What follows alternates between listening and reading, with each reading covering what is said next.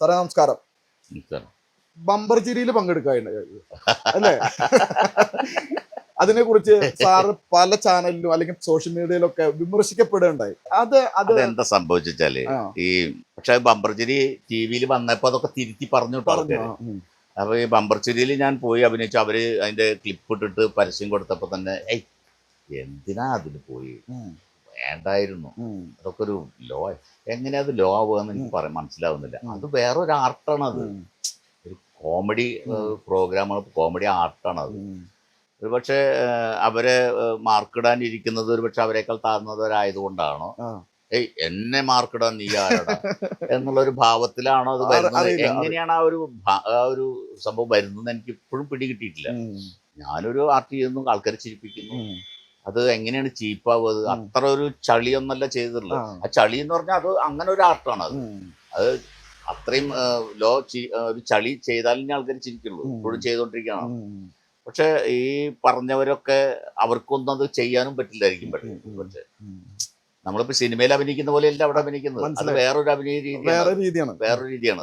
അത് ഞാൻ അവതരിപ്പിച്ചു.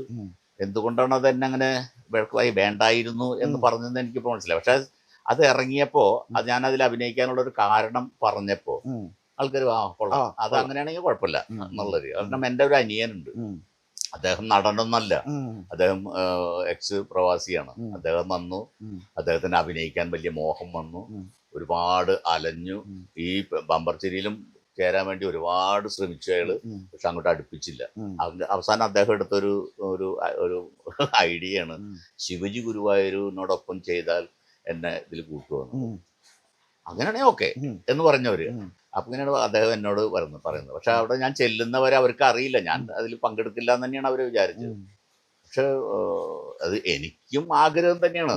നമ്മളൊരു പെർഫോമറാണ്. അത് ഏത് രീതിയിലാവട്ടെ, ഞാനൊരു പെർഫോമറാണ്. ഒരു ഏതഭിനയം, നാടകം. ഞാനിപ്പോഴും നാടകം ചെയ്യുന്നത് സിനിമാക്കാർക്ക് ഇഷ്ടമില്ലാത്തവരുണ്ട്. എന്തിനാണ് ഈ സിനിമ ചെയ്യുന്ന ഒരാൾ ഈ നാടകത്തിന് പോണത്? പക്ഷെ എൻ്റെ ഒരു ആഗ്രഹം, എൻ്റെ ഒരു സന്തോഷം എന്ന് പറയുന്നത് അഭിനയിക്കുക എന്നുള്ളതാണ്. വേറെ ഒന്നും എനിക്ക് അറിയില്ല, അഭിനയിക്കുക എന്നുള്ളതാണ്. പക്ഷെ ഈ ഒരു ഇതിൽ പോയപ്പോൾ ആൾക്കാരൊക്കെ തിരുത്തി പറഞ്ഞു. അപ്പൊ അവൻ്റെ ഒരു അനിയന്റെ ഒരു ആഗ്രഹം പൂർത്തീകരിക്കാൻ വേണ്ടി ഞാൻ സപ്പോർട്ട് ചെയ്തു എന്ന് പറഞ്ഞപ്പോൾ ആൾക്കാർ ഓക്കെ, കുഴപ്പമില്ല. അത് അതിൽ പറയുന്നുണ്ട്. ഞാനിതിൽ വരണ്ടായ കാരണം അനിയൻ പറയുന്നുണ്ട്.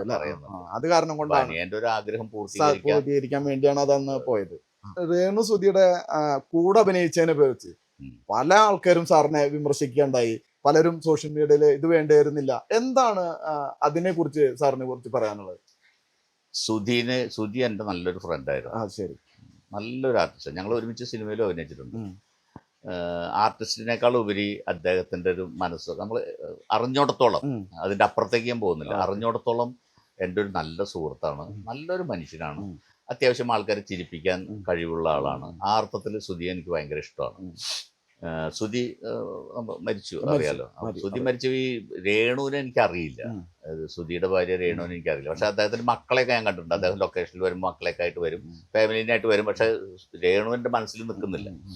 അതിനുശേഷമാണ് ഈ വിമർശനങ്ങൾ ഇങ്ങനെ. ഒരാൾ മരിച്ചു കഴിഞ്ഞാലും വെറുതെ വിടില്ല ഒരവസ്ഥയിൽ. അവരൊരു വിധവയായി, 2 മക്കളുണ്ട്, അവർക്ക് ജീവിക്കണം, ഒരു ജീവിതം മുന്നോട്ട് പോകണ്ടേ. അപ്പൊ അവര് വരുമാനത്തിലുള്ള ഒരു വഴി തിരഞ്ഞെടുക്കണം. അത് ഏതോ ആവട്ടെ, അവര് വരുമാനം ഏതെല്ലാം രീതിയിലൂടെ സ്ത്രീകൾ വരുമാനം ഉണ്ടാക്കുന്നു അല്ലേ? ജോലിയും ചെയ്തിട്ടും അല്ലാതെയും അല്ലാതെയും ഇമ്മോറലായിട്ടും ഒക്കെ ആൾക്കാർ ഉണ്ടാക്കുന്നുണ്ട്. പൈസ അവര് ജീവിക്കാൻ അല്ലേ? ജീവിക്കാൻ പണം വേണം. ഈ എതിർക്കുന്നവരാരും അവർക്കൊരു സംഭാവന കൊടുത്തുകൊണ്ട് അവരുടെ ജീവിതം ഈ മാസത്തെ കറണ്ട് ബില്ല് അടച്ചോ, ഈ മാസത്തെ കുട്ടിയുടെ ഫീസ് ഇതാ എന്ന് പറയാൻ പറ്റുന്നില്ല. അത് നമുക്ക് സാധ്യമല്ല അത്. അപ്പൊ അങ്ങനെ ഒരാള് ഇനിയിപ്പോ അവരുടെ സൗന്ദര്യത്തെ കുറിച്ചിട്ടാണ്, അതൊന്നല്ല. ഈ കാണുന്ന എല്ലാ നടീനടന്മാരും അവരുടെ സൗന്ദര്യം നമ്മളതിൽ ആകർഷിച്ച് നോക്കിക്കോളൂ. ഒരു കുറച്ച് വർഷങ്ങൾ പിന്നെ പിറകെ മുന്നോട്ട് പോകുമ്പോഴും രേണുവിനെ നമ്മൾ ഇഷ്ടപ്പെടുന്ന ഒരു മുഖമായിട്ട് മാറും. ചിലപ്പോൾ മാറിക്കൂടായില്ല. പലരും അങ്ങനെ തന്നെയാണ്. നിരന്തരം കണ്ട് അവര് ഇഷ്ടപ്പെടും.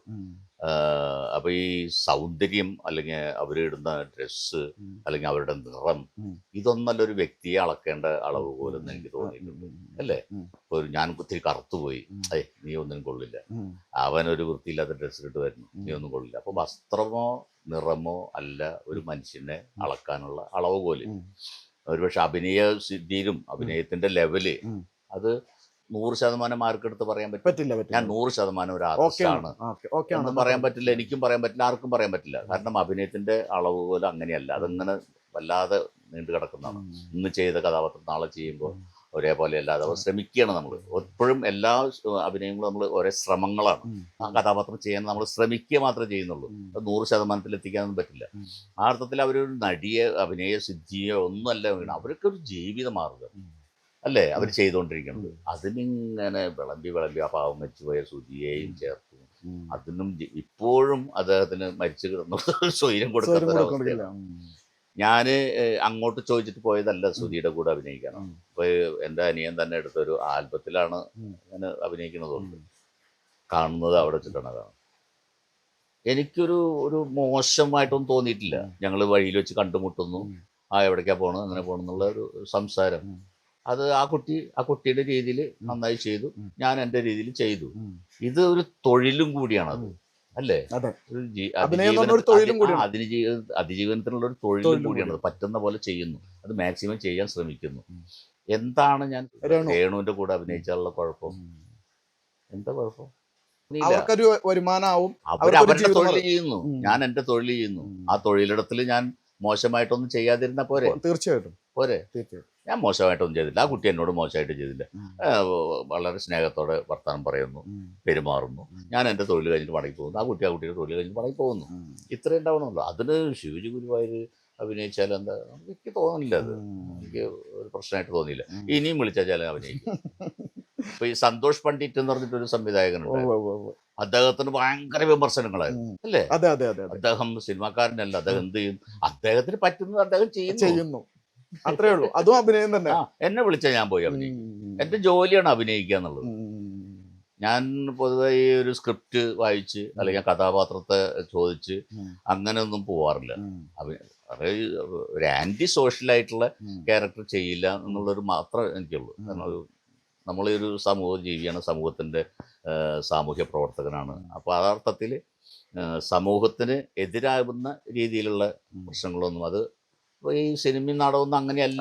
സമൂഹത്തിനെ പരിപോഷിപ്പിക്കാൻ വേണ്ടിയിട്ടാണ് ഈ ആർട്ടുകളൊക്കെ ഉള്ളത്. സിനിമ വേറെ ഒരു വഴി മാറി പോകണ്ടെങ്കിലും പല സിനിമകളും അങ്ങനെയല്ലല്ലോ. പക്ഷെ അങ്ങനെ ഒരു ആന്റി സോഷ്യൽ ക്യാരക്ടറൊന്നും ചെയ്യില്ല എന്നുള്ളൊരൊറ്റ നിബന്ധന എനിക്ക്. ഒരു സിനിമയേറ്റോ അങ്ങനെ ചില സംഭവങ്ങളൊക്കെ മാറ്റി വെക്കേണ്ടി വന്നിട്ടുണ്ട്. അതെനിക്ക് ചെയ്യാൻ പറ്റില്ല എന്ന് പറഞ്ഞ് മാറ്റി വെച്ചിട്ടുണ്ട്. അതിന് കാരണങ്ങളുണ്ട്. അല്ലാതെ നമ്മൾക്ക് ഒരു നിബന്ധനയില്ല. ആരാണ് അഭിനയിക്കുന്നത്, സുധിയുടെ ഭാര്യ ആയാലും വേറെ ആരുടെ ഭാര്യ ആയാലും. ഇനിയിപ്പോ സരിതയുടെ കൂടി ഞാൻ അഭിനയിച്ചു. സരിത പറഞ്ഞിട്ടൊരു വിവാദനായ അതിന്റെ കൂടെ ഞാൻ അഭിനയിച്ചിട്ടുണ്ട്. പക്ഷെ എനിക്കൊന്നും പ്രശ്നമല്ല.